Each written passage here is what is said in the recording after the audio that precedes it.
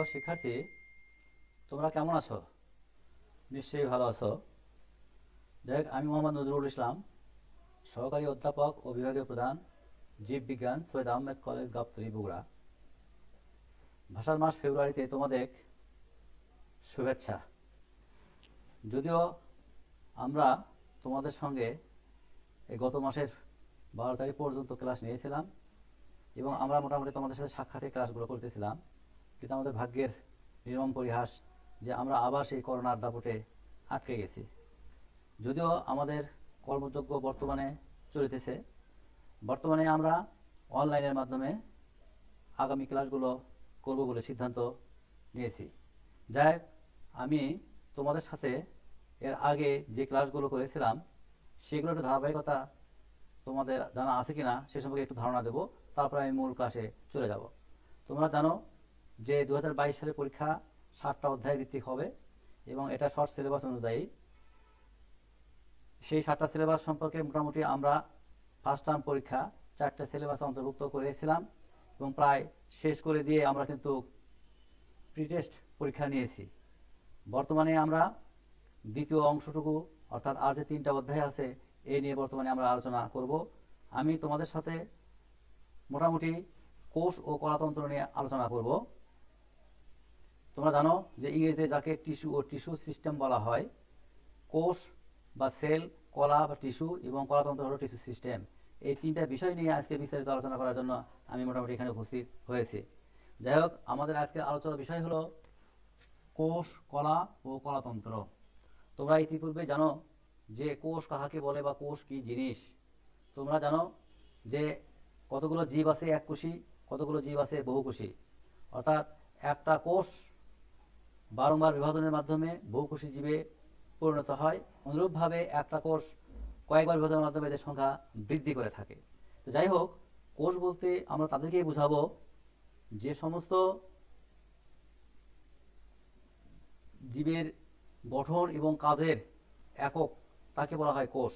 অর্থাৎ যে জিনিসটা বারংবার বিভাজনের মাধ্যমে একটা পরিপূর্ণ জীবের সৃষ্টি হয়, যাদের গঠন এবং কাজ থাকবে অর্থাৎ আণুবীক্ষণিক, অর্থাৎ জীবের ক্ষুদ্রতম এককেই কোষ হিসেবে আখ্যায়িত করা হয় বা এর কাজের বা গঠনের একক হিসেবে আখ্যায়িত করা হয়। আর এই কোষগুলো যখন একত্রে কোনো একটা কাজ করবে বা উৎপত্তিগতভাবে একই স্থানে উৎপত্তি লাভ করবে, তখন সেই কোষ সমষ্টিকেই বলা হয় কলা। আর যখন এই কলা বা কোষ সমষ্টি যখন কোনো অঙ্গ প্রত্যঙ্গ বা কোনো তন্ত্রের সৃষ্টি করবে, তখন তাকে বলা হয় কলাতন্ত্র। তাহলে আমরা এখানে বাস্তবিক 3টা জিনিস নিয়ে আলোচনা করতে যাচ্ছি। প্রথমে হলো কোষ, তারপরে হলো কলা, তারপরে হলো কলাতন্ত্র। তাহলে কোষ তাদেরকে বলা হয় জীবদের ক্ষুদ্রতম গঠন এবং কাজের একক। অর্থাৎ একটা কোষ বারবার বিভাজনের মাধ্যমে পরিপূর্ণ জীবদেহ গঠিত হয় এবং বারংবার যে বিভাজনটা হবে সেই ক্ষুদ্রতম জিনিসটাকেই বলা হয় কোষ। আর যখন এই কোষগুলো একত্রে কোনো একটা নির্দিষ্ট কাজ সমাধা করবে, তখন সেই কোষ গুচ্ছ বা সমষ্টিকে বলা হয় কলা। তোমরা এমনটা ভাবো না যে এই কলা মানে আমাদের খাবার কলা, কিন্তু তা নয়। মূলত এর ইংরেজি শব্দ হলো টিস্যু। আর যখন এই কোষ বা কলা কোনো তন্ত্র বা অঙ্গ প্রত্যঙ্গ গঠন করে, অর্থাৎ আমরা যদি বলি যে মানব দেহের যেমন বিভিন্ন ধরনের অঙ্গ আছে, হাত পা চোখ মুখ নাক কান, এই প্রত্যেকটি তন্ত্রই হলো মূলত হলো কলাতন্ত্র, অর্থাৎ কলার সমন্বয়ে এই তন্ত্রগুলো গঠিত। যাই হোক, তোমাদের ইন্টারমিডিয়েটে কোষ ও কলাতন্ত্র অধ্যায়টা 7ম অধ্যায়। এই অধ্যায়ে আমরা মূলত 2-3টা জিনিস নিয়ে আলোচনা করব। একটাকে বলা হচ্ছে তোমার ভাজক কলা এবং এর শ্রেণী বিভাগ। ভাজক কলা কি বা এর শ্রেণী বিভাগ। আর তারপরে আছে হলো কলাতন্ত্র অর্থাৎ টিস্যু সিস্টেম। তাই আমি আজকে তোমাদের 2টা বিষয় নিয়েই মূলত আলোচনা করতে যাচ্ছি। তাহলে প্রথমে হলো ভাজক কলা। তাহলে প্রথমে আমরা সংজ্ঞা জানলাম কোষ, তারপর কলা জানলাম, তারপরে কলাতন্ত্র হিসেবে এখানে মূলত যে জিনিসটাকে এখানে আখ্যায়িত করা হচ্ছে কলার যে শ্রেণী বিভাগ, সেই হিসেবে ভাজক কলাকে আমরা এখানে প্রাধান্য দিচ্ছি। তাহলে ভাজক কলা কাদেরকে বলা হয়? যে কোষ বা কলাগুলো বিভাজনে সক্ষম, অর্থাৎ ভাজক বলতে ভাগ করার ক্ষমতা তার আছে। তাহলে আজীবন বিভাজন ক্ষমতা সম্পন্ন কোষ কলাকে সাধারণত ভাজক কলা হিসেবে আখ্যায়িত করা হয়। তাহলে আর যে কোষ কলাগুলো বিভাজনে অক্ষম, সেই কোষ কলাগুলোকে বলা হয় স্থায়ী কলা। তাহলে ভাজক এবং স্থায়ী এই মূলত মানব দেহে বা উদ্ভিদ ও প্রাণীর দেহে বা জীব দেহে এই 2টা কলারই প্রথম অস্তিত্ব পাওয়া যায়। তাহলে বিভাজনে সক্ষম কোষ সমষ্টিকে বলা হয় ভাজক কলা, আর বিভাজনে অক্ষম কোষ সমষ্টিকে বলা হয় স্থায়ী কলা। তাহলে ভাজক কলা আবার উৎপত্তিগতভাবে কাজের ধরন অনুসারে, তারপরে মানে অবস্থান অনুসারে এদেরকে আবার 3-4টা ভাগে ভাগ করা যায়। সেগুলো নিয়ে সম্পর্কে আমরা আলোচনা করব। তাহলে ভাজক কলা মূলত যে সমস্ত কোষ বা কলা বিভাজনে সক্ষম তাদেরকে বলা হয় ভাজক কলা। এই ভাজক কলা আবার বিভিন্ন প্রকৃতির হয়। তাহলে ভাজক কলার বৈশিষ্ট্য নিয়ে আমরা আলোচনা করি আগে প্রথমে অবস্থায়। একটি হলো যে ভাজক কলা বৈশিষ্ট্য কি কি আছে। 1 নম্বর বৈশিষ্ট্য হলো কি, যে কোষগুলো জীবিত অপেক্ষাকৃত ছোট এবং সমবেশীয়, অর্থাৎ ভাজক কলাগুলো পাশাপাশি অবস্থান করবে, এদের কোনো আন্তঃকোষীয় ফাঁক থাকবে না, এবং এরা কিন্তু সর্বদাই জীবিত অর্থাৎ বিভাজন ক্ষমতা সম্পন্ন, অপেক্ষাকৃত ছোট এবং ঘন সন্নিবেশিত অবস্থায় থাকবে। 2 নম্বর বৈশিষ্ট্য কি, ভাজক টিস্যুর কোষগুলো সর্বাধিক বিভাজন ক্ষমতা সম্পন্ন, অর্থাৎ যে কোষ কলাগুলো সর্বদাই বিভাজন ক্ষমতা সম্পন্ন হয়, অর্থাৎ একটা কোষ থেকে যে বহুকোষী জীবের সৃষ্টি হবে এটা কিন্তু ভাজক কলারই প্রমাণ। 3 নম্বর বৈশিষ্ট্য কি, ভাজক টিস্যুর কোষগুলো সাধারণত আয়তাকার, ডিম্বাকার, পঞ্চভুজাকার বা ষড়ভুজাকৃতির হইতে পারে। অর্থাৎ আমরা একটা ছবি থেকে স্পষ্টতই বুঝতে পারবো যে এরকম একটা কোষ যদি হয়,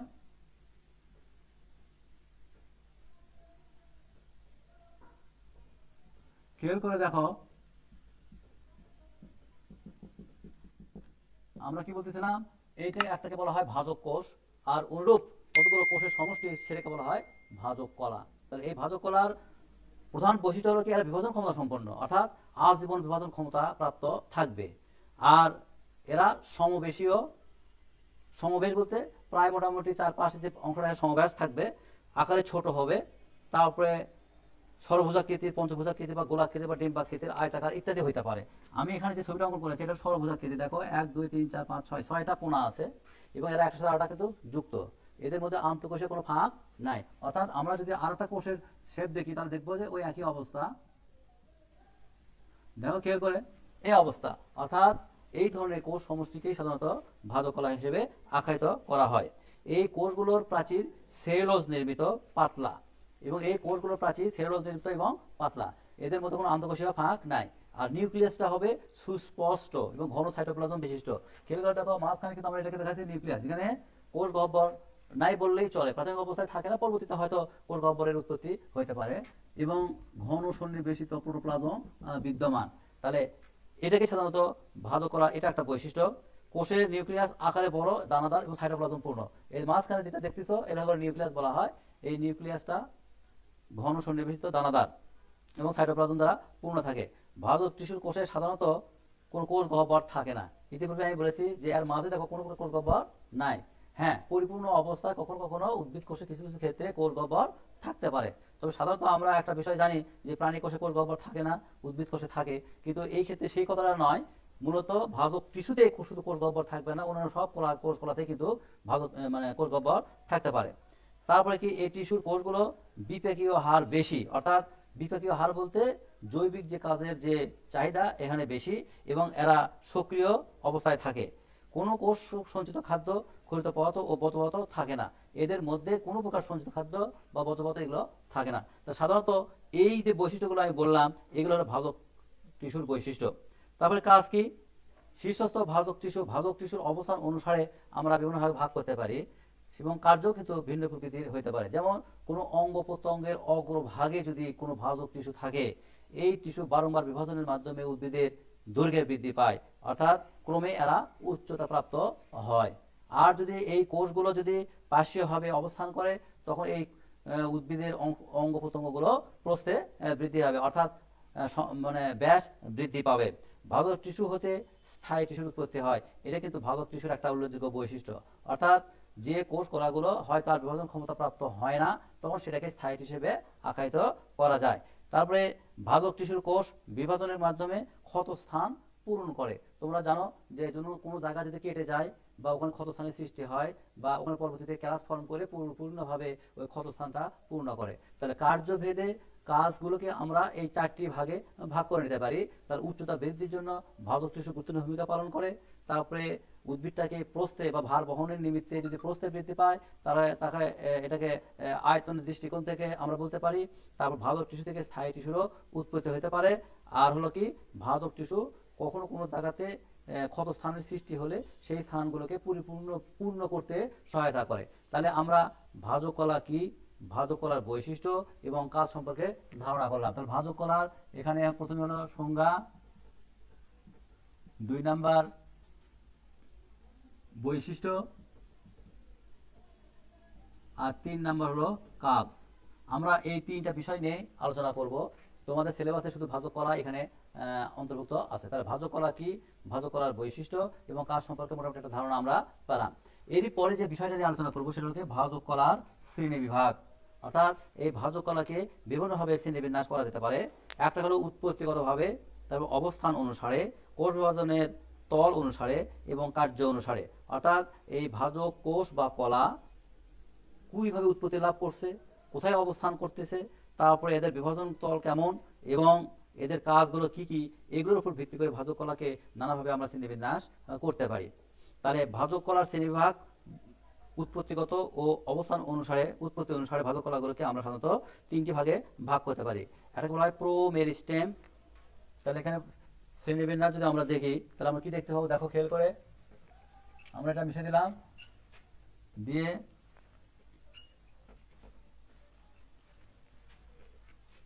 ভাজক কলার যে বৈশিষ্ট্য শ্রেণীবিভাগ, তার মধ্যে প্রথমে যে জিনিসটা একটা হলো তোমার উৎপত্তি অনুসারে, উৎপত্তি অনুসারে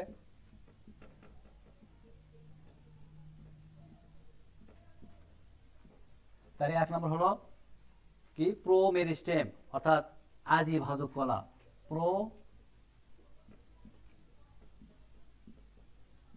মেরিস্টেম অবলিক আদি ভাজক কলা। 2 নম্বর হলো প্রাইমারি মেরিস্টেম বা প্রাথমিক ভাজক কলা। প্রাইমারি মেরিস্টেম অবলিক প্রাথমিক ভাজক কলা।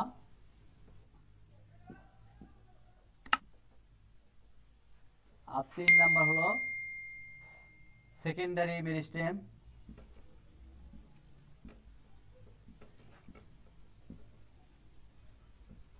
অবলিক গৌণ ভাজক কলা।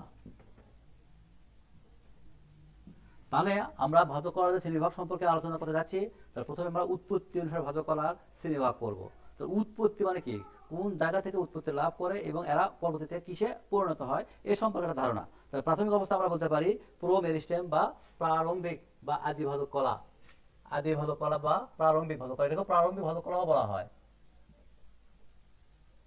মেরিস্টেম শব্দের অর্থ হলো ভাজক কলা বা আদি ভাজক কলা বা প্রো মেরিস্টেম হিসেবে আখ্যায়িত করা হয়। 2 নম্বর প্রাইমারি ভাজক কলা অর্থাৎ প্রাথমিক ভাজক কলা। 3 নাম্বারটা হলো সেকেন্ডারি ভাজক কলা বা গৌণ ভাজক কলা। তাহলে আমরা আদি ভাজক কলা বা প্রারম্ভিক ভাজক কলা আমরা কাদের বলবো, তারপরে তোমার প্রাইমারি মেরিস্টেম বা প্রাথমিক ভাজক কলা কাকে বলবো, আর সেকেন্ডারি ভাজক কলা বা গৌণ ভাজক কলা কাকে বলবো, এ সম্পর্কে আমি তোমাদের এখন একটু কথা বলবো। তাহলে মূল কাণ্ডের অগ্রভাগে শীর্ষে যে ক্ষুদ্র ক্ষুদ্র অঞ্চল রয়েছে সেখান থেকে পরবর্তীতে প্রাইমারি ভাজক কলার উৎপত্তি হয়, তাকে প্রো মেরিস্টেম বলা হয়। অর্থাৎ মূল এবং কাণ্ডের অগ্রভাগে যে কোষ বা কলা গুচ্ছগুলো অবস্থান করে যেখান থেকে প্রাথমিক ভাজক কলার উৎপত্তি হয় সেটাকে বলা হয় আদি ভাজক কলা বা প্রো মেরিস্টেম বা প্রারম্ভিক ভাজক কলা। 2 নাম্বার কি প্রাইমারি ভাজক কলা, যে ভাজক টিস্যু উদ্ভিদের ভ্রূণ অবস্থায় উৎপত্তি লাভ করে তাকে প্রাথমিক ভাজক কলা বলা হয়। এবং তোমরা ইতিপূর্বে জানো যে এই প্রাথমিক ভাজক কলা থেকেই কিন্তু পরবর্তীতে অন্যান্য ভাজক কলার উৎপত্তি হয়। তারপর 3 নাম্বারটা হলো কি সেকেন্ডারি ভাজক কলা, যে ভাজক টিস্যু কোনো স্থায়ী টিস্যু হতে পরবর্তী সময়ে উৎপন্ন হয়। অর্থাৎ আমরা ইতিপূর্বেই জানি যে ভাজক কলা হলো 2 রকমের, ভাজক কলা আর হলো স্থায়ী কলা বা পার্মানেন্ট টিস্যু। তাহলে প্রাথমিক ভাজক কলা পর্যন্ত মোটামুটি বিভাজন ক্ষমতা সম্পন্ন, পরবর্তীতে যদি এই কোষ বা কলাগুলো স্থায়ী কলায় পরিণত হয় তখন তাকে আমরা সেকেন্ডারি ভাজক কলা বলতে পারি। তাহলে এর মধ্যে বিশেষ করে কর্ক ক্যাম্বিয়াম এবং ইন্টারফেসিকুলার ক্যাম্বিয়াম উল্লেখযোগ্য। তাহলে আমরা উৎপত্তি অনুসারে ভাজক কলাগুলোকে 3 ভাগে ভাগ করলাম। সেই 3 ভাগ কিভাবে থাকে সে সম্পর্কে আমরা তোমাদের ধারণা দিলাম। তাহলে প্রো মেরিস্টেম বা আদি ভাজক কলা বা প্রারম্ভিক ভাজক কলা, প্রাইমারি মেরিস্টেম বা প্রাথমিক ভাজক কলা, সেকেন্ডারি মেরিস্টেম বা গৌণ ভাজক কলা। তাহলে মোটামুটি উৎপত্তিগত অনুসারে আমরা ভাজক কলাকে এই 3টা শ্রেণীতে ভাগ করতে পারি। তারপরে অবস্থান অনুসারে,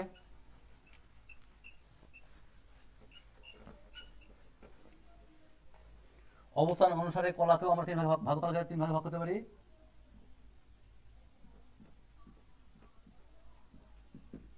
অবস্থান অনুসারে, তার মধ্যে 1 নাম্বারটা হলো কি অবস্থান অনুসারে ভাজক কলাগুলোকে আমরা 3 ভাগে ভাগ করতে পারি। এটা শীর্ষস্থ ভাজক কলা, তারপরে তো ইন্টারক্যালারি বা নিবেশিত ভাজক কলা, তারপরে আসলে পার্শ্বীয় ভাজক কলা। তোমরা জানো যে ভাজক কলার কোষগুলো কিন্তু বিভাজন ক্ষমতা সম্পন্ন, অর্থাৎ কিভাবে কোন জায়গায় কিভাবে থেকে এরা বিভাজন ক্ষমতা সম্পন্ন হয়। তো এই অনুসারে অবস্থান অনুসারে ভাজক কলাগুলোকে 3টা ভাগে ভাগ করা যেতে পারে। একটাকে বলা হচ্ছে তোমার শীর্ষস্থ ভাজক কলা। শীর্ষস্থ অর্থাৎ এখানে কথা থেকে বলা যায় যে কোনো অঙ্গ প্রত্যঙ্গের অগ্রভাগে, আমরা যদি বলি মূলের অগ্রভাগ বৃদ্ধিপ্রাপ্ত হয়ে অনেকগুলো মূলের সৃষ্টি করে, অনুরূপভাবে কাণ্ডের অগ্রভাগে যে কোষ কলাগুলো অবস্থান করে তাকে তখন তার নাম অনুসারে সেই ভাজক কলাকে বলা হয় শীর্ষস্থ ভাজক কলা। তাহলে মূল, কাণ্ড, তারপর শাখা প্রশাখা বা অন্য অঙ্গ প্রত্যঙ্গের অগ্রভাগে যে কোষ কলাগুলো অবস্থান করে সেটাকে বলা হচ্ছে শীর্ষস্থ ভাজক কলা। তারপরে আসলে তোমার ইন্টারক্যালারি বা নিবেশিত ভাজক কলা। নিবেশিত ভাজক কলা কাদের বলা হয়? যে দুটি স্থায়ী টিস্যুর মধ্যাকায় অবস্থিত ভাজক টিস্যুকেই ইন্টারক্যালারি বা নিবেশিত ভাজক কলা বলা হয়। অঙ্গ প্রত্যঙ্গের বৃদ্ধির সময় শীর্ষস্থ ভাজক টিস্যু হতেই কিন্তু অন্যান্য কোষ কলাগুলোর সৃষ্টি হয়, কাজেই এরাই হলো প্রাথমিক টিস্যু। অর্থাৎ উদ্ভিদের প্রাথমিক দেহ গঠনকারী ভাজক কলাই হলো এই ইন্টারক্যালারি বা নিবেশিত ভাজক কলা। আর পার্শ্বীয় ভাজক কলা কি?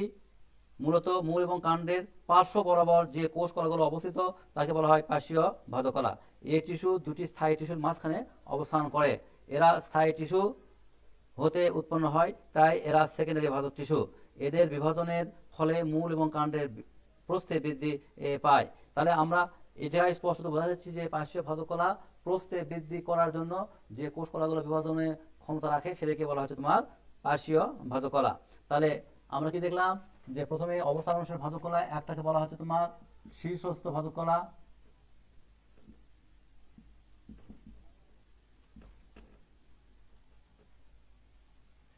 ভাজক কলা।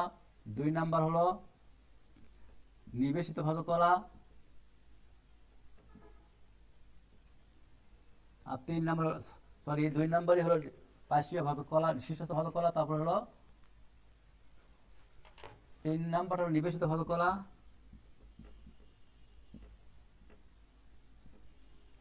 আর 2 নাম্বারটা হলো পার্শ্বীয় ভাজক কলা।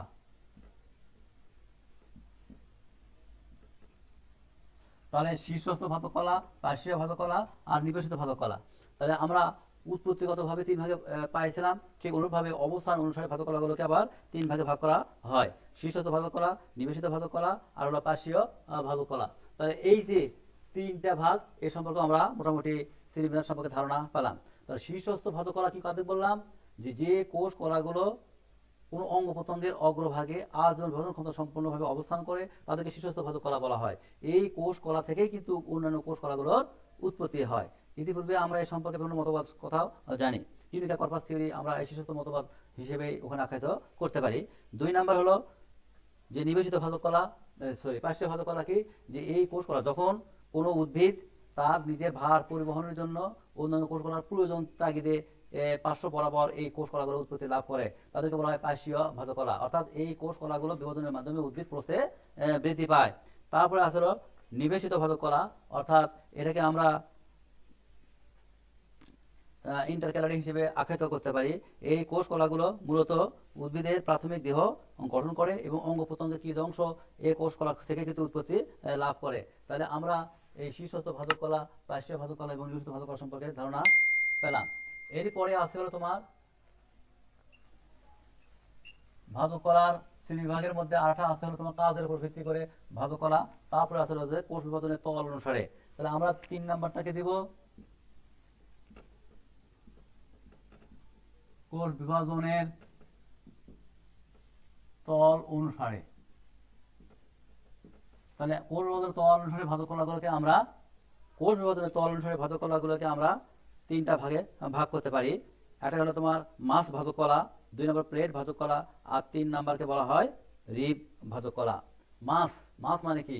পুঞ্জ বা গুচ্ছ বা অনেকগুলো কোষের সমষ্টিগত একটি অংশ, এটাকে বলা হয় মাস। অর্থাৎ একটা কোষ বারংবার বিভাজনের মাধ্যমে সমতলে সকলভাবে বিভাজিত হয়ে যে কোষের পুঞ্জ গঠন করে তখন সেই কোষগুলোকে বলা হয় মাস কোষ বা পুঞ্জ ভাজক কলা। তাহলে আমরা প্রথমে এখানে 1 নম্বর আবার বলবো যে মাস ভাজক কলা, 2 নাম্বার প্লেট ভাজক কলা, আর 3 নাম্বার হলো রিব ভাজক কলা। তাহলে মাছ শব্দের অর্থ হলো পুঞ্জ। খেয়াল করে দেখো যে তোমরা জানো যে স্পোরাঞ্জিয়ামের মধ্যে অনেকগুলো স্পোর মাদা সেল থাকে। এই কোষগুলো কিভাবে উৎপত্তি লাভ করে? আমরা জানি যে একটি কোষ, সেই কোষটা বারংবার মাইটোসিসে বিভাজিত হয়ে হয়ে অসংখ্য কোষের পুঞ্জ তৈরি করে। তাহলে সকল তলে বিভাজন, অর্থাৎ আমরা যদি এই একটা কোষকে বলি, এই কোষটা এদিকে ভাগবে, এদিকে ভাগবে, এদিকে ভাগবে, এদিকে ভাগবে, তবে এদিকে যতভাবে ভাগ করা যায় সকল তলে এই বিভাজনের মাধ্যমে অসংখ্য কোষের পুঞ্জ সৃষ্টি করবে, এই যে অর্থাৎ স্পোর তৈরি করবে। এটাকে সাধারণত মাছ ভাজক কলা হিসেবে আখ্যায়িত করা হয়। তার মানে যে ভাজক কোষগুলো সকল তলে বিভাজিত হয়ে অনেকগুলো কোষের পুঞ্জ তৈরি করে, তখন সেই কোষ সমষ্টিকেই মাছ ভাজক কলা হিসেবে আখ্যায়িত করা হয়। তারপরে আছে তোমার হলো প্লেট ভাজক কলা, অর্থাৎ দুইটি তলে বিভাজনের মাধ্যমে যে কোষ কলাগুলোকে থাকে সেটি সাধারণত প্লেট ভাজক কলা হিসেবে আখ্যায়িত করা হয়। যেমন আমরা যদি বলতে পারি যে এটা একটা কোষ, এটা এক তলে বিভাজন হলো, আবার এইদিকে বিভাজন হলো, আবার এটা এইদিকে বিভাজন হলো, এটা এইদিকে, আবার এটা এইদিকে বিভাজন হলো, এটা এইদিকে। এইভাবে যে কোষ কলাগুলো উৎপত্তি লাভ করবে সেটাকে সাধারণত আমরা প্লেট ভাজক কলা হিসেবে আখ্যায়িত করতে পারি। তারপরে আছে হলো তোমার রিব ভাজক কলা, অর্থাৎ রিব ভাজক কলা কি, যে একটা কোষ এইভাবে বিভাজন হবে এবং একটা তলে বিভাজন হবে, আবার এই কোষ আবার আরেকটা তলে বিভাজন হবে, এই কোষ আবার এক তলে বিভাজন হবে। দেখা যাচ্ছে যে একটা প্লেট রিব, যে কতগুলো কোষের সমষ্টি প্রায় এক তলে বিভাজন হবে। তাহলে আমরা মাছ ভাজক কলা বললাম সকল তলে বিভাজন, সেটা সরাসরি বিভিন্নভাবে বিভাজন হতে পারে এবং এই কোষ কলাগুলোর আকার আকৃতি কিন্তু বিভিন্ন প্রকৃতির হতে পারে। বিশেষ করে কোষের স্পোর তৈরিতে গুরুত্বপূর্ণ ভূমিকা পালন করে হলো মাছ ভাজক কলা। তারপর প্লেট ভাজক কলা, এরা দুটো তলে বিভাজন হয়, যে কোষটা আড়াআড়িভাবে বিভাজন হয়, আবার লম্বালম্বিভাবে বিভাজিত হয়, আবার পুনরায় আড়াআড়িভাবে বিভাজিত হয়, আবার লম্বালম্বিভাবে বিভাজিত হয়। এইভাবে বারংবার বিভাজনের মাধ্যমে যে কোষ কলাগুলোর উৎপত্তি হয় সেটাকে বলা হয় প্লেট ভাজক কলা। আর রিব ভাজক কলা কি, একটা তলে বিভাজন হবে, যে পাশাপাশি লম্বালম্বি হোক বা প্রস্থে হোক এক তলে বিভাজন হবে, সেই কোষ সমষ্টিকে বলা হচ্ছে রিব ভাজক কলা। তাহলে আমরা প্রথমে পেলাম উৎপত্তিগত অনুসারে ভাজক কলার শ্রেণীবিভাগ, তারপরে কোষ বিভাজনের 2 নাম্বারটা হলো তোমার অবস্থান ভেদে ভাজক কলার শ্রেণীবিভাগ, 3 নাম্বারে পেলাম হলো কোষ বিভাজনের তল অনুসারে শ্রেণীবিভাগ। এবার আমরা পাবো 4 নাম্বারে কার্য অনুসারে ভাজক কলার শ্রেণীবিভাগ। খেয়াল করে দেখো, ভাজক কলা মূলত সব কলা কিন্তু মানে কি বলবো বৈশিষ্ট্য সেটা তার মধ্যে নিহিত আছে। তারপরে এখানে আমরা 4 নাম্বারে বলবো কার্য অনুসারে। তাহলে কার্য অর্থাৎ যে ভাজক কোষ বা কলাগুলো কোন কাজে ব্যবহৃত হয় উদ্ভিদ দেহের মধ্যে, সেই কার্য অনুসারে ভাজক কলাগুলোকে আবার 3 ভাগে ভাগ করা যায়। এটাকে বলা হয় প্রোটোডার্ম, তারপর প্রোক্যাম্বিয়াম, আর এটাকে বলা হয় গ্রাউন্ড মেরিস্টেম। তাহলে আমরা 1 নম্বর বলতে পারি প্রোটোডার্ম, 2 নাম্বার হলো প্রোক্যাম্বিয়াম,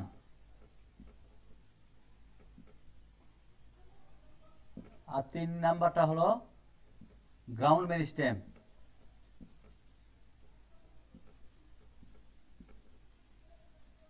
তো মূলত মেরিস্টেম মানে তো ভাজক কলা, তাহলে প্রোটোডার্ম, প্রোক্যাম্বিয়াম এবং গ্রাউন্ড মেরিস্টেম, এই 3টা ভাগে আমরা কিন্তু কার্য অনুসারে ভাজক কলা শ্রেণীবিভাগ করতে পারি। তাহলে এখন প্রোটোডার্ম শব্দের অর্থ কি, যে ভাজক টিস্যু কোষগুলো উদ্ভিদের ত্বক সৃষ্টি করে, অর্থাৎ উদ্ভিদ যে দেহ, এই উদ্ভিদ দেহের বহিরাবরণ বা ত্বক তৈরিতে যে কোষ কলাগুলো সার্বক্ষণিক বিভাজনে সক্ষম থাকে, সেই কোষগুলোকেই বলা হচ্ছে প্রোটোডার্ম, অর্থাৎ উদ্ভিদের ত্বক সৃষ্টিতে গুরুত্বপূর্ণ ভূমিকা পালন করে থাকে। তাহলে প্রোক্যাম্বিয়াম কি, ক্যাম্বিয়াম, জাইলেম ও ফ্লোয়েম সৃষ্টিকারী ভাজক টিস্যুকে প্রোক্যাম্বিয়াম বলা হয়। অর্থাৎ ক্যাম্বিয়াম এটা এক ধরনের ভাজক কলা এবং জাইলেম এবং ফ্লোয়েমের মাঝখানেও যে কোষ কলাগুলো থাকে সেগুলোকে সাধারণত ভাজক কলা হিসেবে আখ্যায়িত করা হয় এবং সেইটাকে বলা হয় প্রোক্যাম্বিয়াম। আরটা হলো গ্রাউন্ড মেরিস্টেম। তাহলে স্বাভাবিক নিয়মে ত্বক এবং প্রোক্যাম্বিয়াম ছাড়া আর বাদ বাকি একটা উদ্ভিদ দেহের যে অঙ্গ প্রত্যঙ্গগুলোর মধ্যে থাকুক না কেন, সেই কোষ কলাগুলোকে সাধারণত গ্রাউন্ড মেরিস্টেম হিসেবে আখ্যায়িত করা হয়। এর মধ্যে বিভিন্ন ধরনের জিনিস থাকে, যেমন আমরা বলতে পারি কর্টেক্স, মজ্জা ও মজ্জারশি, তারপরে মজ্জারশি, এগুলো সবই হলো গ্রাউন্ড মেরিস্টেমের অন্তর্ভুক্ত। অর্থাৎ কার্য অনুসারে ভাজক কলাগুলোকে আমরা এই 3টা অংশে ভাগ করতে পারি। একটা বলা হয় প্রোটোডার্ম, তারপরে প্রোক্যাম্বিয়াম, আর 3 নাম্বার হলো গ্রাউন্ড মেরিস্টেম। তাহলে প্রোটোডার্ম তাদেরকে বলা হয় যে কোষ কলাগুলো উদ্ভিদ দেহের বহিরাবরণ তৈরি করে। আমরা বলতে পারি মূল কাণ্ড পাতার যে অঙ্গ প্রত্যঙ্গগুলো থাকে তারই অগ্রভাগ অর্থাৎ বহিরাবরণ, যেটা এর প্রোটোডার্ম তৈরি করে, ডার্মা অর্থাৎ কর্ক ক্যাম্বিয়াম বা কর্ক কোষ, এগুলো সৃষ্টি করে হলো প্রোটোডার্মের মাধ্যমে। তারপর 2 নাম্বারটা হলো কি প্রোক্যাম্বিয়াম, ক্যাম্বিয়াম, জাইলেম ও ফ্লোয়েম টিস্যুর ভাজক টিস্যুকে সাধারণত প্রোক্যাম্বিয়াম হিসেবে আখ্যায়িত করা হয়। আর গ্রাউন্ড মেরিস্টেম বলতে শীর্ষস্থ ভাজক টিস্যুর যে অংশ, অর্থাৎ এপিক্যাল মেরিস্টেমের যে অংশ বিশেষ থেকে উদ্ভিদের অন্যান্য কোষ কলাগুলো, বিশেষ করে কর্টেক্স, মজ্জা ও মজ্জারশ্মির উৎপত্তি এতে যে কোষ কলাগুলো কাজ করে তাদেরকে বলা হয় গ্রাউন্ড মেরিস্টেম বা গ্রাউন্ড মেরিস্টেম হিসেবে আখ্যায়িত করা হয়। তাহলে মোটামুটি আমরা এই যে ভাজক কলার শ্রেণীবিভাগ সম্পর্কে ধারণা পেলাম। তাহলে প্রাথমিক অবস্থা থেকেই আমরা আবার বলি যে ভাজক কলার শ্রেণীবিভাগ বিভিন্নভাবে হতে পারে, গঠনগত, অবস্থানগত, উৎপত্তিগত, কার্যভেদে। তাহলে স্বাভাবিক নিয়মেই আমরা উৎপত্তিগতভাবে তিন ভাগে ভাগ করেছিলাম। দুই নাম প্রো মেরিস্টেম, তারপর তোমার প্রাথমিক মেরিস্টেম, আর দুই নম্বর হলো সেকেন্ডারি মেরিস্টেম। তাহলে অনুরূপভাবে অবস্থান অনুসারে ভাজক কলাগুলোকে আবার তিন ভাগে ভাগ করেছিলাম: শীর্ষস্থ ভাজক কলা, তারপর তোমার নিবেশিত ভাজক কলা, এবং তিন নম্বর হলো পার্শ্বীয় ভাজক কলা। তারপর অবস্থান কোষগত তল অনুসারে ভাজক কলাগুলোকে আবার তিনটা ভাগে ভাগ করেছিলাম। প্রথমটাকে বলা হচ্ছিল মাছ ভাজক কলা, দুই নাম্বারটাকে বলা হচ্ছিল প্লেট ভাজক কলা, আর তিন নাম্বার বলা হচ্ছিল রিব ভাজক কলা। তবে কার্য অনুসারে চার নম্বরে আমরা বলতেছিলাম এখানে কার্যভেদে হলো ভাজক কলার তিন ভাগে ভাগ করা যায়। একটা কথা প্রোটোডার্ম, প্রোক্যাম্বিয়াম, তারপর গ্রাউন্ড মেরিস্টেম। তাহলে মোটামুটি ভাজক কলা কি, ভাজক কলার বৈশিষ্ট্য কি, ভাজক কলার কাজ কি, আর ভাজক কলার শ্রেণীবিভাগ, মোটামুটি আমরা প্রথম অংশটুকুই শেষ করলাম। দ্বিতীয় অংশে আর একটা বিষয় নিয়ে একটু আলোচনা করব। যাই হোক, আজকে কতটুকু পারা যায় সেটা নিয়ে সেটা একটু উপস্থাপন করি, তারপরে যদি না হয় আগামী ক্লাসে যেটা পরিপূর্ণ হবে আমরা সেটা শেষ করে দেব। সেটা কি, যে কলাতন্ত্র বা টিস্যুতন্ত্র। আমরা ইতিপূর্বে জানি যে কোষ ছোট ক্ষুদ্র জিনিস, কোষের সমষ্টিকে সাধারণত কলা বলা হয়। আর এই কলাগুলো মিলিত হয়ে যদি কোনো কার্য সম্পাদন করে বা কোনো তন্ত্র গঠন করে তখন তাকে বলা হয় টিস্যুতন্ত্র বা কলাতন্ত্র। তাহলে উদ্ভিদ দেহের মধ্যে এই কলাতন্ত্র বিশেষ একটা ভূমিকা রাখে।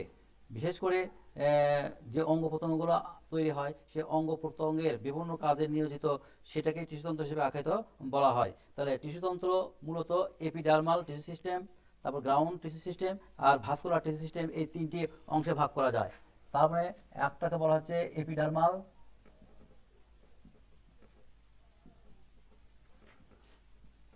টিস্যুতন্ত্র বা সিস্টেম, দুই নাম্বারটা হলো এপিডার্মাল মানে ত্বক তৈরি করার কাছে যে মানে কলাতন্ত্র বিশেষ ভূমিকা পালন করে তখন তাকে বলা হয় এপিডার্মাল টিস্যু সিস্টেম। তারপর গ্রাউন্ড টিস্যু সিস্টেম আর ভাস্কুলার টিস্যু সিস্টেম। গ্রাউন্ড কি, কার্যভেদে কিছুটা, মানে আসলে টিস্যুতন্ত্রটা মূলত কাজের উপর নির্ভর করে কিন্তু মূলত এই তিনটা শ্রেণীতে ভাগ করা হয়। এপিডার্মাল, একটু আগে আমরা বলতেছিলাম যে প্রোটোডার্ম, অর্থাৎ যে কোষ কলা দ্বারা উদ্ভিদের ত্বকের বহিরাবরণ তৈরি হয় তাকে বলা হয় প্রোটোডার্ম। ঠিক অনুরূপভাবে এপিডার্মাল টিস্যু সিস্টেমটা কিন্তু তাই, অর্থাৎ উদ্ভিদের অঙ্গ প্রত্যঙ্গের বহিরাবরণ যে কোষ কলাগুলো দ্বারা তন্ত্র তৈরি করবে তখন তাকে বলা হয় এপিডার্মাল টিস্যু সিস্টেম। তারপর গ্রাউন্ড টিস্যু সিস্টেম,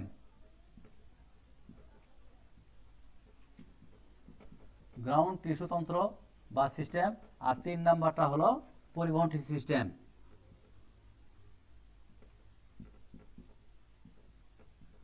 টিস্যুতন্ত্র খেয়াল করে দেখো, এপিডার্মাল টিস্যুতন্ত্র, গ্রাউন্ড টিস্যুতন্ত্র এবং পরিবহন টিস্যুতন্ত্র, এই তিনটা ভাগে কিন্তু আমরা মূলত টিস্যুতন্ত্রকে ভাগ করতে পারি। অর্থাৎ যে কোষ কলাগুলো দ্বারা উদ্ভিদ হোক বা কোনো জীবের বহিরাবরণ অর্থাৎ ত্বক তৈরি হয় তখন তাকে বলা হয় এপিডার্মাল টিস্যু সিস্টেম। আর পরিবহন কাজে যে কোষ কলাগুলো মূলত কাজ করে থাকে, বিশেষ করে জাইলেম এবং ফ্লোয়েম, এটাকে বলা হয় পরিবহন কলাতন্ত্র। আর জাইলেম ফ্লোয়েম উইথ ত্বকীয় কলাতন্ত্র ছাড়া আর বাদ বাকি যা কিছু আছে সেই কোষ কলাগুলো যে কলার দ্বারা উৎপত্তি লাভ করে তাকে বলা হয় গ্রাউন্ড টিস্যু সিস্টেম বা মানে গ্রাউন্ড টিস্যু সিস্টেম বা ভিত্তি কলাতন্ত্র। এটাকে বাংলা হলো কি, এপিডার্মাল মানে ত্বকীয় কলাতন্ত্র, দুই নাম্বারটা হলো গ্রাউন্ড সিস্টেম মানে ভিত্তি কলাতন্ত্র, আর পরিবহন কলাতন্ত্র বা পরিবহন কলাতন্ত্র হিসেবে আখ্যায়িত করা হয়। তাহলে আমরা এই তিনটা শ্রেণী আমরা পাবো, যে ভাস্কুলার টিস্যু সিস্টেম, এটাকে বলা হয় ভাস্কুলার টিস্যু তন্ত্র। তাহলে আমরা ভিত্তি কলাতন্ত্র, ত্বকীয় কলাতন্ত্র এবং ভাস্কুলার টিস্যু সিস্টেম বা পরিবহন কলাতন্ত্র নিয়ে আলোচনা করব।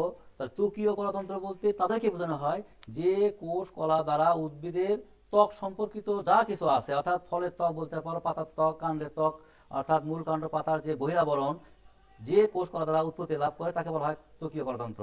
তো তোমরা জানো যে উদ্ভিদের বিভিন্ন ধরনের অঙ্গ আছে, যেমন কাণ্ড আছে, পাতা আছে, মূল আছে। তাহলে পাতার এরা বিভিন্ন ধরনের কোষের সমন্বয়ে গঠিত। অর্থাৎ আমরা যদি বলি যে উদ্ভিদের ত্বক, অর্থাৎ উদ্ভিদের এই যে কাণ্ড বা পাতার যে উপরের অংশ থাকে, তখন তাকে বলা হয় এপিডার্মিস বা ত্বকীয় গঠনতন্ত্রের একটা অংশ। তারপরে আছে হলো এগুলো আবার বিভিন্ন ধরনের কোষ কলা দ্বারা গঠিত। তার মধ্যে একটা বিশেষ দিক হলো কি, যে এই যে ত্বক এক সারি কখনো হতে পারে, কখনো এক বা একাধিক সারিও হতে পারে। অর্থাৎ এক রকমের প্যারেনকাইমা কোষ দ্বারা কিন্তু উদ্ভিদের ত্বক গঠিত। স্বাভাবিক নিয়মে আমরা এটাই জানি, কিন্তু কতগুলো উদ্ভিদ আছে যে উদ্ভিদের ত্বক কিন্তু 2-3 স্তর পর্যন্ত হইতে পারে। অর্থাৎ উদ্ভিদ দেহে যে বহিরাবরণ যে কলা দ্বারা তৈরি, তখন তাকে বলা হয় এপিডার্মাল টিস্যুতন্ত্র বা ত্বকীয় কলাতন্ত্র। তার মধ্যে মূলের বেলায় তাদেরকে বলা হয় এপিফিলেমা বা স্তরকে, আর কাণ্ডের বেলায় বলা হয় এপিডার্মিস। তাহলে এপিডার্মিসের যে ত্বক, এখানে এক সারি কোষ থাকবে বা 2 বা ততোধিক সারি কোষ থাকবে। এছাড়াও এর উপরে লিগনিন, সুবেরিন, কিউটিন বা অন্যান্য উপাদানও থাকতে পারে। তাহলে এছাড়াও এখানে স্টোমাটা, এরা প্রায় এক সারি কোষ, কোনো ফাঁক থাকে না। তবে মাঝে মাঝে স্টোমাটা বা পত্ররন্ধ্র বা জলরন্ধ্র হিসেবে 2 ধরনের রন্ধ্র আমরা দেখতে পাই। এছাড়াও ওই ত্বকে আরো বিভিন্ন ধরনের কোষ থাকতে পারে, যে কোষগুলোকে সাধারণত অশাখ এককোষী কোষ, তারপরে অশাখ বহুকোষী কোষ, তারপরে তোমার অশাখ মানে শাখান্বিত এককোষী, শাখান্বিত বহুকোষী। এছাড়াও ব্লাডার জাতীয় আর কতগুলো কোষ দেখতে পাওয়া যায়। এছাড়া মাঝে মাঝে এদের ত্বকে পত্ররন্ধ্র বা স্টোমাটা লক্ষ্য করা যায়। এই স্টোমাটা সাহায্যকারী কোষের উপর ভিত্তি করে বিভিন্ন প্রকৃতির হতে পারে। কখনো কখনো এক জোড়া কোষ সাহায্যকারী থাকতে পারে, কখনো 3টা, কখনো 4টা বা কখনো এর অধিক পঞ্চম পর্যন্ত হতে পারে। তাহলে আমরা এপিডার্মিস টিস্যু সিস্টেমটা বলতে মূলত যাদেরকে বোঝালাম, সেটা হলো কি, যে কোষ কলা দ্বারা উদ্ভিদের ত্বক তৈরি হয় এবং ত্বকে অবস্থানরত বিভিন্ন ধরনের অঙ্গাণুকে একত্রে ত্বকীয় কলাতন্ত্রের অন্তর্ভুক্ত করা হয়েছে। এছাড়াও কোনো কোনো উদ্ভিদ আছে যারা স্টোমাটার মাধ্যমে যেমন বায়ু মানে বাষ্প আকারে বের হয়ে যায়, মানে তরল পদার্থ, ঠিক অনুরূপভাবে কতগুলো উদ্ভিদ আছে যাদের মধ্য দিয়ে ছিদ্র দিয়ে পানি তরল আকারে বের হয়, যেমন জলরন্ধ্র হিসেবে আখ্যায়িত করা যেতে পারে। তাহলে এপিডার্মাল টিস্যু সিস্টেমের বিষয়টা তোমরা ক্লিয়ার হয়েছো, তাই না? তো এরপরে আসলে তোমার গ্রাউন্ড টিস্যু সিস্টেম বা ভিত্তি কলাতন্ত্র। আমরা জানি একটা উদ্ভিদকে প্রতিষেধ করলে ত্বক ছাড়া আর পরিবহন কলা ছাড়া মাঝখানে যে কোষ কলাগুলো আমরা দেখতে পাই, তাদেরকে বলা হয় ভিত্তি কলাতন্ত্র। এর মধ্যে সাধারণত কর্টেক্স, মজ্জা, মজ্জারশি এগুলো এর অন্তর্ভুক্ত। তাহলে স্বাভাবিক নিয়মে আমরা জানি যে উপরে ত্বক এবং নিচে পরিবহন কলা ছাড়া যা কিছু সবকে ভিত্তি কলাতন্ত্র বলা হয়। আর কর্টেক্সটা একটা বৃহৎ অঞ্চল এবং এখানে একাধিক কোষস্তর সমন্বয়ে গঠিত। এই কোষগুলো বিভিন্ন আকার বিশিষ্ট হইতে পারে। এর মধ্যে বিশেষ করে যে কর্টেক্স থাকলো, তারপরে তোমার মজ্জা থাকলো, মজ্জা রশ্মি থাকলো, এগুলো আমরা অন্তর্ভুক্ত করতে পারি। তারপর পরিবহন কলাতন্ত্র কি, যে কোষ কলাগুলো দ্বারা উদ্ভিদ পানি ও খনিজ লবণ পরিবহনে সহায়তা করে থাকে, তাদেরকে সাধারণত পরিবহন কলাতন্ত্র বা ভাস্কুলার টিস্যু সিস্টেম হিসেবে আখ্যায়িত করা হয়। এই vascular tissue system vascular tissue system vascular tissue সিস্টেমের মধ্যে জাইলেম এবং ফ্লোয়েম বিদ্যমান। অর্থাৎ জাইলেম এবং ফ্লোয়েম এই কোষ কলাগুলো দ্বারাই কিন্তু মূলত উদ্ভিদের এই যে খনিজ লবণ, পানি তারপরে পরিবহন করে থাকে এবং উদ্ভিদ দেহকে দৃঢ়তা প্রদান করে থাকে। তাহলে এইগুলোকেই সাধারণত টিস্যুতন্ত্র বা কলাতন্ত্র হিসেবে আখ্যায়িত করা হয়। তাহলে আমরা টিস্যুতন্ত্রকে প্রথমত 3টা অংশে ভাগ করছিলাম। একটা হলো এপিডার্মাল টিস্যুতন্ত্র বা ত্বকী কলাতন্ত্র, তারপর গ্রাউন্ড টিস্যুতন্ত্র বা ভিত্তি কলাতন্ত্র, তারপরে বললাম পরিবহন টিস্যুতন্ত্র বা ভাস্কুলার টিস্যুতন্ত্র। তাহলে এই 3টা ভাগের পরে আর একটা বিশেষ নিয়ে, যে পরিবহন কলা গুচ্ছ, এই একটা বিষয় নিয়ে আমি তোমাদের সাথে আলোচনা করব, যেটা জাইলেম এবং ফ্লোয়েম সমন্বয়ে গঠিত। সেটাকে বলা কি, ভাস্কুলার টিস্যু সিস্টেম বা পরিবহন কলাতন্ত্র। তার মধ্যে একটাকে বলা হচ্ছে তোমার পরিবহন কলাগুচ্ছ। খেয়াল করে দেখো যে জাইলেম ফ্লোয়েম যখন গুচ্ছাকারে অবস্থান করবে, তখন তাদেরকে বলা হচ্ছে পরিবহন কলা গুচ্ছ। এই পরিবহন কলা গুচ্ছ উদ্ভিদ দেহে বিভিন্ন অঙ্গ প্রত্যঙ্গে বিভিন্নভাবে বিন্যস্ত থাকে। যদি আমরা এটাকে 3টা ভাগে ভাগ করতে পারি, তাহলে খেয়াল করে দেখো যে পরিবহন কলা গুচ্ছগুলোকে আমরা সমপার্শ্বীয় সমুদ্রিক হিসেবে আখ্যায়িত করি। তাহলে এখানে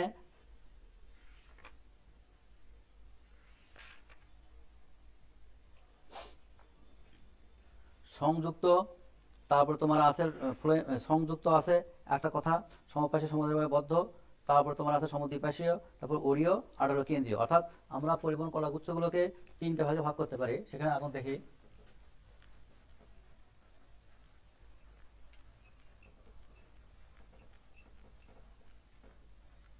পরিবহন কলাগুচ্ছগুলোকে আমরা তিনটা ভাগে ভাগ করতে পারি। প্রথমটা একটাকে বলা হয় সংযুক্ত, 2 নাম্বার হলো ওরীয়, আর 3 নাম্বারটা হলো কেন্দ্রীয়। এই তিনটাকে বলা হয় পরিবহন কলা গুচ্ছ। অর্থাৎ পরিবহন কলাতে 2 রকমের কলা থাকে, আর হলো জাইলেম এবং ফ্লোয়েম। এতে সজ্জা রীতি অনুসারে এই পরিবহন কলাগুলোকে সাধারণত আমরা 3 ভাগে ভাগ করতে পারি, আর সংযুক্ত, ওরীয়, আর হলো কেন্দ্রীয়। সংযুক্ত মানে কি? অর্থাৎ জাইলেম ফ্লোয়েম যখন একত্রে অবস্থান করবে। তোমরা জানো যে উদ্ভিদের পরিবহন করার কাজ হলো কি, খাদ্য এই মূলের মাধ্যমে পাতায় পৌঁছে দেওয়া বা পাতা থেকে অন্যান্য অঙ্গ প্রত্যঙ্গে পৌঁছে দেওয়া। তাহলে এগুলোতে খাদ্য বলো বা খনিজ লবণ বলো, যে পরিবহনের কাজে সহায়তা করবে তখন তাকে বলা পরিবহন কলাগুচ্ছ। তাহলে এইটাকে হলো সংযুক্ত, অর্থাৎ জাইলেম ফ্লোয়েম তখন একত্রে অবস্থান করবে। আমরা যদি একটা কাণ্ড বা মূলকে যদি প্রসেস করি, তাহলে আমরা বিভিন্ন অংশে বিভিন্ন ধরনের পরিবহন কলাগুচ্ছগুলো দেখতে পাবো। যেমন কাণ্ডের বেলায় সংযুক্ত অবস্থা থাকে, অর্থাৎ সংযুক্ত আবার বিভিন্ন রকম হতে পারে। সংযুক্ত আর এরা আবার 2 রকমের, সমপার্শ্বীয় আর সমদ্বিপার্শ্বীয়। আবার সমপার্শ্বীয় বলো বা সমদ্বিপার্শ্বীয় বলো, এরা আবার 2 রকমের, কেউ সংযুক্ত কেউ যুক্ত। তাহলে এইটা গেল সংযুক্ত পরিবহন কলাগুচ্ছ। আমরা যদি একটা ছবি খেয়াল করে দেখি, তাহলে তোমরা আরো স্পষ্ট বুঝতে পারবা।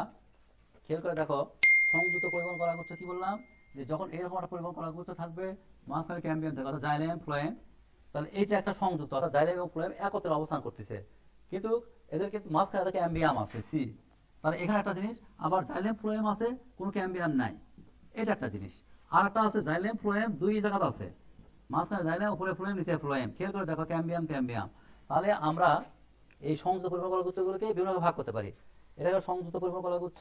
এটা হলো মুক্ত, অর্থাৎ জাইলেম এবং ফ্লোয়েম একত্রে থাকবে না, পাশাপাশি পৃথক থাকবে, তখন তাকে বলা হয় এইরকম। তারপরে আবার দেখা যাচ্ছে যে সংযুক্ত পরিবহন কলাগুচ্ছগুলো আর এক রকমের, সেটা জাইলেম এবং ফ্লোয়েম একত্রে অবস্থান করতেছে, মাঝখানে কোনো ক্যাম্বিয়াম নাই। অনুরূপভাবে সমদ্বিপার্শ্বীয়ও কিন্তু ঠিক মাঝখানে একটা পরিবহন কলাগুচ্ছ থাকবে, এবং উভয় পাশে আর কোনো পরিবহন কলাগুচ্ছ থাকবে, এবং দুইটার মাঝে ক্যাম্বিয়াম বিদ্যমান থাকবে। এটা বলা সমদ্বিপার্শ্বীয় মুক্ত। ঠিক ওরীয় পরিবহন কলাগুচ্ছগুলো কাকে বলা হয়? যে পরিবহন কলাগুচ্ছ, এগুলো সাধারণত কিন্তু কাণ্ডের বেলা পাওয়া যায়, সংযুক্ত পরিবহন কলাগুচ্ছগুলো বেশিরভাগ ক্ষেত্রে উদ্ভিদের ক্ষেত্রে দেখা যায়। তারপরে আছে তোমার ওরীয় পরিবহন কলাগুচ্ছগুলো। এই পরিবহন কলাগুচ্ছগুলো জাইলেম এবং ফ্লোয়েম পাশাপাশি অবস্থান করবে, এবং কেউ সাথে কেউ সংযুক্ত অবস্থায় থাকবে না, এইটা। তাহলে সেই দৃষ্টিকোণ থেকে এটা সাধারণত পাওয়া যায় মূলে, পাওয়া যায় মূলে, এটা হলো কাণ্ডে। আর কেন্দ্রীয় পরিবহন কলাগুচ্ছ কি?